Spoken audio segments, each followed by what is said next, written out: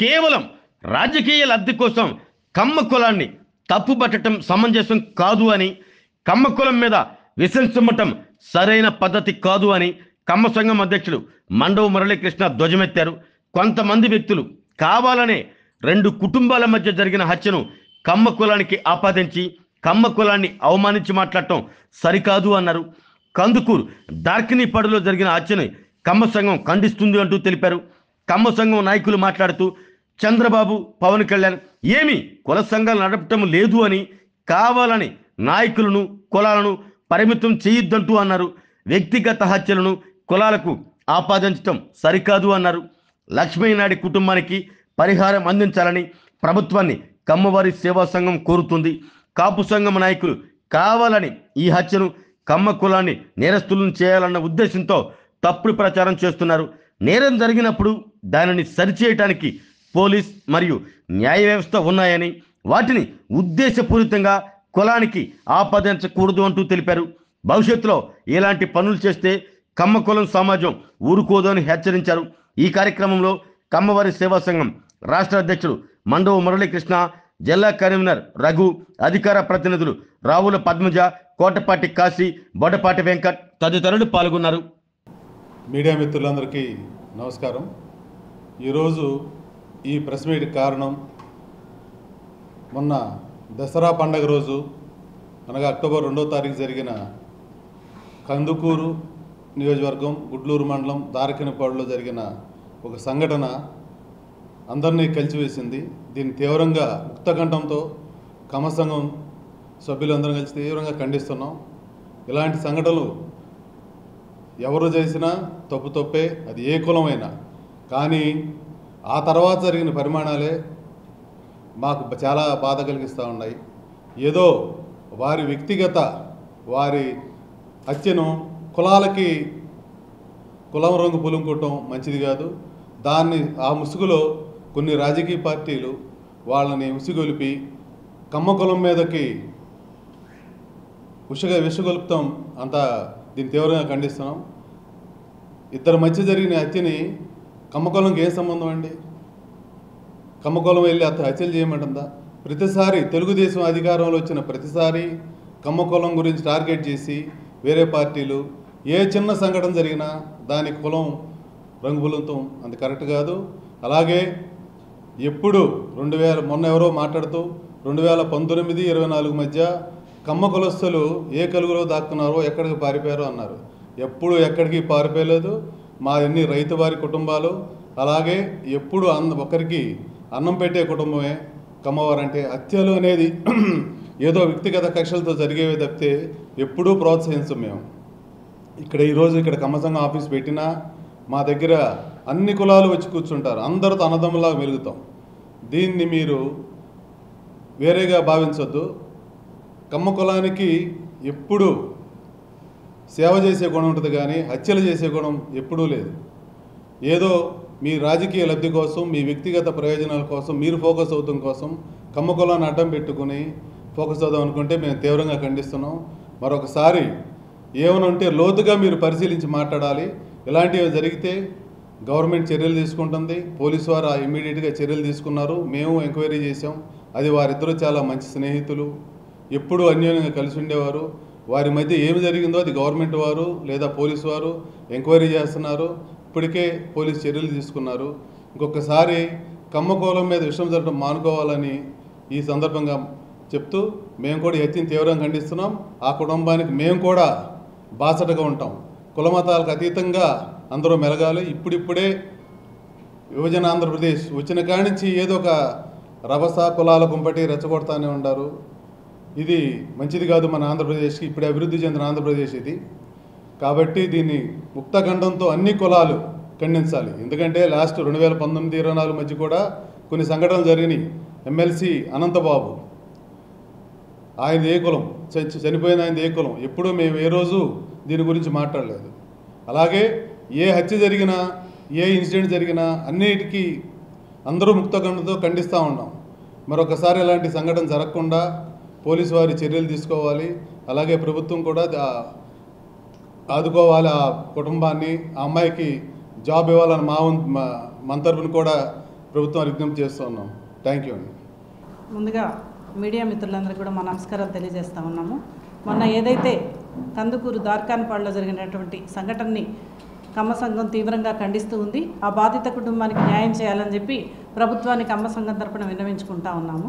అయితే ఏదైతే హత్య జరిగిన తర్వాత జరిగినటువంటి పరిస్థితుల్ని మేము తీవ్రంగా ఖండిస్తూ ఉన్నాం. కొంతమంది ఏదో నేతలు మేము జేఏసీ నాయకులమే అని చెప్పి వచ్చి అక్కడ తీవ్రమైనటువంటి కామెంట్స్ చేస్తూ ఉన్నారు.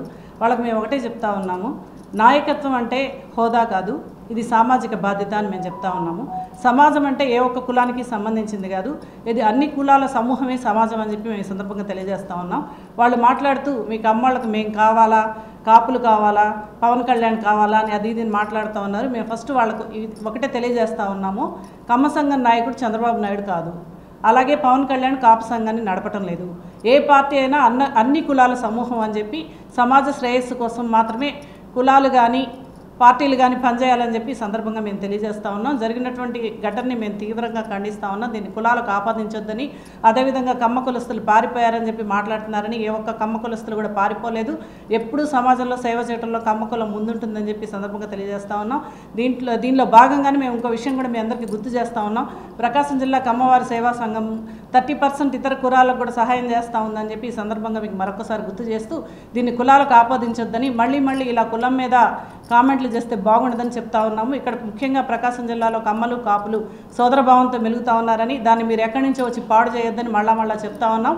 అదేవిధంగా పవన్ కళ్యాణ్ కూడా దత్తపుత్రుడని, ప్యాకేజ్ స్టార్ అని ఎన్నో అన్నా కూడా అతను సమాజ హితం కోసం తను తగ్గి తెలుగుదేశం పార్టీతో కలిశాడు. అలాగే చంద్రబాబు నాయుడు గారు కూడా ఏదో అన్నీ అంటా ఉన్నా కూడా వాళ్ళిద్దరు కూడా సమాజం కోసం, ప్రజాసేవ కోసం కలిసిమెలిసి కమ్మలు కాపులు సోదరభావంతో మెలుగుతూ ఉంటే, ఇది కొంతమంది తన వ్యక్తిగత ఎజెండా కోసం, వాళ్ళ వ్యక్తిగత ఫోకస్ కోసం చేస్తున్నటువంటి దుష్ప్రచారం అని ప్రజలందరూ గమనించాలని చెప్పి అన్ని కులాలు కూడా సోదరభావంతో మెలగాలని ఈ సందర్భంగా హెచ్చరిస్తూ ఉన్నాం, మనవి చేసుకుంటూ ఉన్నాం.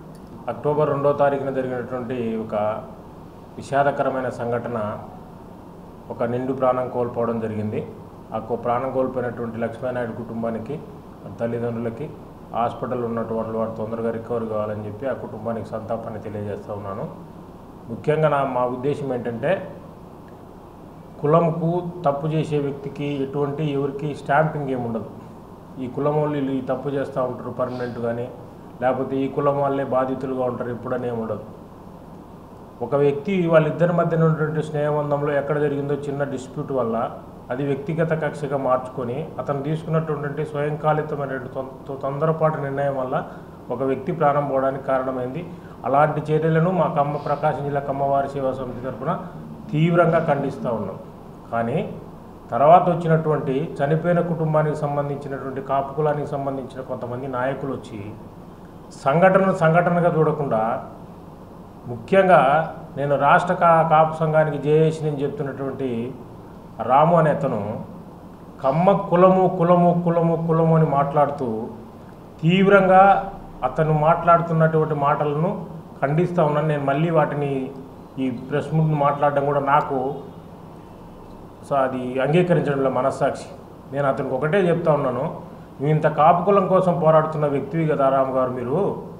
అదే రోజు కాకినాడ సభలో ద్వారంపూడి చంద్రశేఖర్ రెడ్డి అనే ఒక ఎమ్మెల్యే పవన్ కళ్యాణ్ పక్కన మీ కులానికి సంబంధించినటువంటి వంగా గీత అనే కాకినాడ ఎంపీ గారిని పక్కన పెట్టుకొని ఇంట్లో కుటుంబ సభ్యుల్ని అనాగరికమైన భాష, అసాంఘికమైన భాషతో మహిళలతో మాట్లాడకూడని మాట్లాడినప్పుడు మీరు కనీసం ప్రెస్ మీట్ పెట్టి ఆ కుటుంబాన్ని పరామర్శించినట్టుగా సంఘీభావం తెలియజేయడం కానీ, ఆ ద్వారంపూడి చంద్రశేఖర్ రెడ్డిని తీవ్రంగా ఖండిస్తున్నాను కానీ మాట్లాడలేకపోయినావంటే నువ్వు ఆ రోజు ఏ రకమైన ప్రవర్తనలో ఉన్నావు, ఇప్పుడు ఇష్యూని ఏ రకంగా డైవర్ట్ చేస్తున్నావు ఒక్కసారి ఆలోచించుకోండి. నా ఉద్దేశం ఏంటంటే, రాష్ట్రంలో ఒక నేరం జరిగినప్పుడు దానికి శిక్షించడానికి పోలీస్ వ్యవస్థ, ఆ నేరాన్ని నిరూపించడం కోసం, సాక్ష్యాలు సేకరించడం కోసం ఒక వ్యవస్థ పనిచేస్తుంది. తర్వాత ఆ నేరాలను తీసుకుపోయి న్యాయస్థానంలో పెట్టినప్పుడు అక్కడ ఉన్నటువంటి న్యాయమూర్తి సాక్ష్యాధారాలను పరిశీలించి శిక్షలు వేస్తారు. కానీ ఎవరు ఏ వ్యవస్థలో ఉన్నా కూడా శిక్షలను ఇలాంటి వాళ్ళే ఖరారు చేయడము, వాళ్ళే శిక్షణ అమలు చేయడం అనేది జరగదు. కాబట్టి ఇది ప్రజాస్వామ్య దేశము, ప్రజాస్వామ్య రాజ్యం. కాబట్టి దయచేసి నేను ఇలాంటి సంఘటనలు మళ్ళీ పునరావృతం కాకూడదని కోరుకుంటూ, ఇలాంటి సంఘటనలు జరిగినప్పుడు ప్రభుత్వానికి సహకరిస్తూ ఎవరైతే దోషులు ఉన్నారో వాళ్ళ మీద కఠిన చర్యలు తీసుకోవడం కోసం సహకరించాలి. కానీ దాన్ని ఒక కులానికి ఆపాదించి ఉద్దేశపూరితంగా కులం మీద కుట్రను కక్షను జనాల్లో పెంచి పోషించడం కోసం ప్రయత్నం చేయొద్దని చెప్పి విన్నవించుకుంటూ తెలుగుదేశం పార్టీ అంటే కమ్మ కులమే కాదు, జనసేన పార్టీ అంటే కాపు కులమే కాదు. అలా అనుకోని ఉంటే ఇంత స్ట్రైక్ రేట్తో 94% స్ట్రైక్ రేట్ తోటి రాష్ట్రంలో గెలుపొచ్చి ఉండేది కాదు. దయచేసి దాసరి రాము గారు ఒకసారి అర్థం చేసుకోండి. తెలుగుదేశం పార్టీ పోటీ చేసిన దగ్గర జనసేన కార్యకర్తలు ఓట్లేశారు, కాపు నాయకులు ఓట్లేశారు, మిగతా అన్ని బీసీ ఎస్సీ ఎస్టీ కులాల వాళ్ళు ఓట్లేశారు. తెలుగుదేశం పార్టీ పోటీ చేసిందంటూ కూడా అన్ని కులాల వాళ్ళు ఓట్లేసినారు. దయచేసి మీరు కులాల మధ్యన చిచ్చు పెట్టి రావణ కాష్టంగా మార్చి ఇండైరెక్ట్గా జగన్ గారు ఇచ్చినటువంటి ప్రోత్సాహకాలకు, జగన్ గారు ఇచ్చినటువంటి సలహాలతో రాష్ట్రంని చిన్నభిన్నం చేయడానికి ప్రయత్నం చేయొద్దని చెప్పి మిమ్మల్ని విన్నవించుకుంటూ మరోసారి ఇలాంటి ఘటనలు పునరావృతం కాకుండా ప్రభుత్వం కూడా కఠిన చర్యలు తీసుకోవాలని చెప్పి ప్రభుత్వాన్ని కూడా కోరుతా ఉన్నాం. Thank you. ముందుగా మీడియా మిత్రులకు నమస్కారం.